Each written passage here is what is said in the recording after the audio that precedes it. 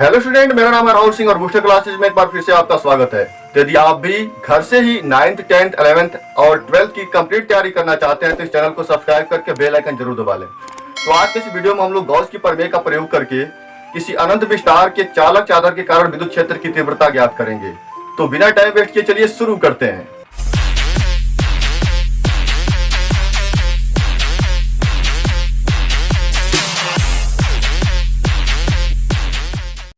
यह video Gauss के प्रमेय का 8वां पार्ट है। तो जो बच्चे इसके पहले वाले पार्ट नहीं देखे हैं वो आई बटन से या डिस्क्रिप्शन में दिए गए लिंक से जाकर देख सकते हैं। तो सबसे पहले कुचालक चादर और चालक चादर में अंतर समझ लिया जाए। तो जब किसी कुचालक चादर को आवेशित किया जाता है तो पूरा आवेश एक परत के रूप में वितरित होता है, लेकिन जब किसी चालक चादर को आवेशित किया जाता है तो चूंकि चालक चादर में आवेश गति करने के लिए स्वतंत्र होते हैं, इसलिए सारे आवेश दो परत में वितरित हो जाते हैं। मतलब हम लोग जानते हैं कि किसी चालक चादर के भीतर आवेश गति करने के लिए स्वतंत्र होता है, और जब भी हम लोग किसी चालक चादर को आवेश देते हैं तो भीतर आवेशों के बीच प्रतिकर्षण लगने के कारण वे सारे आवेश पृष्ठ पर आ जाते हैं, जिसके कारण चालक चादर जब आवेशित किया जाता है तो दो परतों के रूप में इस 3D डायग्राम के अनुसार विभाजित हो जाता है। जैसे मान लीजिए यहाँ पर कोई चालक चादर है, तो जब इस चालक चादर को आवेशित करेंगे तो जितने भी आवेश होंगे सभी चालक चादर के पृष्ठ पर आ जाएंगे।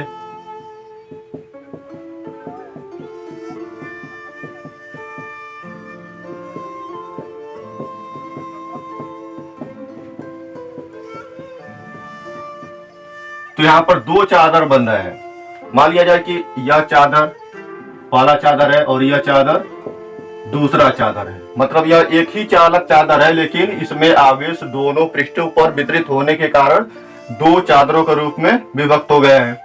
अब हम लोग को इस चालक चादर के कारण विद्युत क्षेत्र की तीव्रता ज्ञात करनी है। इसमें भी दो स्थितियां होंगी, एक तो होगा चालक चादर के बाहर और दूसरा होगा चालक चादर के भीतर। तो सबसे पहले हम लोग चालक चादर के बाहर विद्युत क्षेत्र की तीव्रता ज्ञात करेंगे। तो मान लिया जाए कि चालक चादर से किसी दूरी पर बिंदु P है जिस पर हम लोग को विद्युत क्षेत्र की तीव्रता ज्ञात करनी है। तो यहाँ पर जो विद्युत क्षेत्र की तीव्रता होगी वह इन दोनों चादरों के कारण उत्पन्न होगी। और मान लिया जाए कि इस चादर का पृष्ठ आवेश घनत्व है सिग्मा और इसका भी पृष्ठ आवेश घनत्व सिग्मा ही है। तो सबसे पहले मान लिया जाए कि पहले चादर के कारण बिंदु P पर जो विद्युत क्षेत्र की तीव्रता है उसका मान E1 के बराबर है। तो हम जानते हैं कि धनावेश है, इसलिए यहाँ पर जो विद्युत क्षेत्र की तीव्रता होगी उसकी दिशा इससे बाहर की तरफ होगी। तो मान लिया जाए कि यह वेक्टर E1 है। और फिर अब चादर 2 के कारण जो विद्युत क्षेत्र की तीव्रता होगी उसकी भी दिशा बाहर की तरफ ही होगी। तो यहाँ पर मान लिया जाए कि जो वेक्टर E2 है उसकी भी दिशा चादर से दूर की तरफ है, बाहर की तरफ है। अब चूंकि हम लोग देख रहे हैं कि दोनों की दिशा एक ही है, तो यहाँ पर जब विद्युत क्षेत्र की तीव्रता ज्ञात करेंगे तो जो कुल विद्युत क्षेत्र की तीव्रता होगी यानी जो परिणामी विद्युत क्षेत्र की तीव्रता का मान होगा वह इन दोनों विद्युत क्षेत्र के योगफल के बराबर होगा। तो सबसे पहले हम लोग लिखेंगे चादर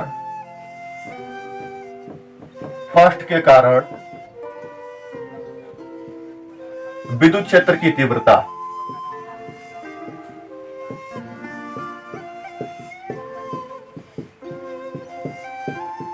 मान लिया जाए कि यह E1 है, यानी इसका परिमाण E1 के बराबर है। तो E1 बराबर क्या हो जाएगा, पिछले वीडियो में हम लोग देखे थे कि किसी अनंत विस्तार के चादर के कारण विद्युत क्षेत्र की तीव्रता कितनी होती है, ये होता है सिग्मा अपान 2 एप्सिलॉन नॉट के बराबर। और इसकी दिशा किधर होगी, चादर से बाहर की तरफ यानी दूर की तरफ।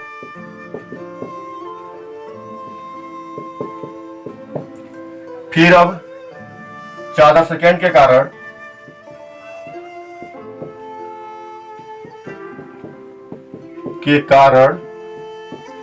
विद्युत क्षेत्र की तीव्रता कितनी होगी, इसका परिमाण भी हो जाएगा, यानी जो E2 का मान होगा वो हो जाएगा सिग्मा अपान 2 एप्सिलॉन नॉट के बराबर। क्योंकि दोनों के पृष्ठ आवेश घनत्व तो बराबर है और क्योंकि दूरियां तो डिफरेंट है, लेकिन हम लोग जानते हैं कि चादर के कारण जो विद्युत क्षेत्र की तीव्रता होती है वह दूरी पर निर्भर नहीं करती है, इसलिए दोनों के कारण जो तीव्रता होगी वो एक समान होगी। अब परिणामी तीव्रता ज्ञात करना है। लिखेंगे बिंदु P पर परिणामी तीव्रता,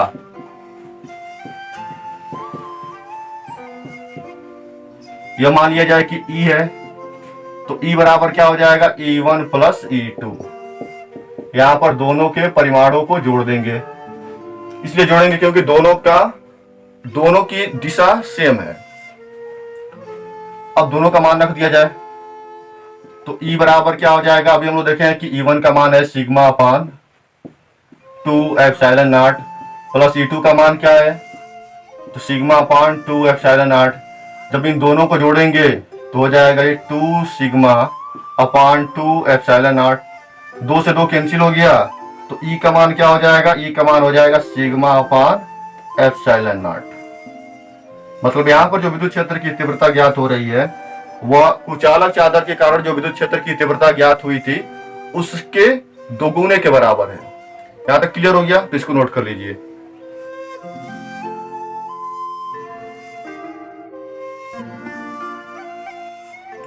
अब यदि मान लिया जाए कि बिंदु P चालक चादर के भीतर है, मान लिया जाए कि यहाँ पर बिंदु P है और इस चालक चादर के भीतर हम लोग को विद्युत क्षेत्र की तीव्रता ज्ञात करनी है, तो यहाँ पर भी E1 और E2 के परिमाण तो वही रहेंगे, बस दिशा में क्या अंतर आएगा, तो पहले चादर के कारण जो विद्युत क्षेत्र की तीव्रता होगी उसकी दिशा इधर होगी, इससे दूर की ओर, और दूसरे चादर के कारण जो विद्युत क्षेत्र की तीव्रता होगी उसकी दिशा इधर हो जाएगी। यह मान लिया जाए कि E1 है और यह वेक्टर E2 है, दोनों की डायरेक्शन अपोजिट है।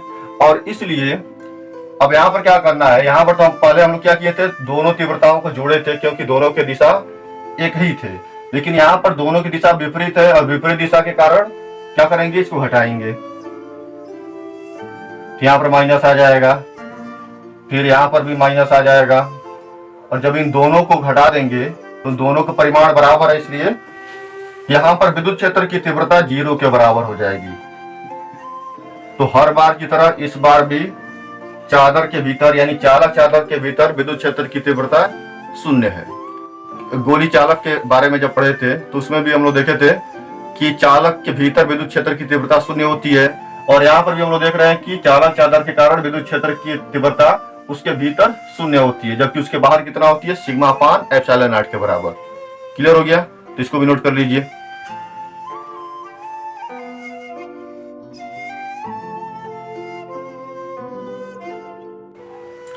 तो आज के लिए बस इतना ही। यदि वीडियो पसंद आई हो तो लाइक करें, शेयर करें, और नीचे कमेंट बॉक्स में व्हाट्सएप ग्रुप का लिंक दिया गया है, उसे ज्वाइन करके आप हर वीडियो पर होमवर्क भी ले सकते हैं। तो मिलते हैं अगले वीडियो में।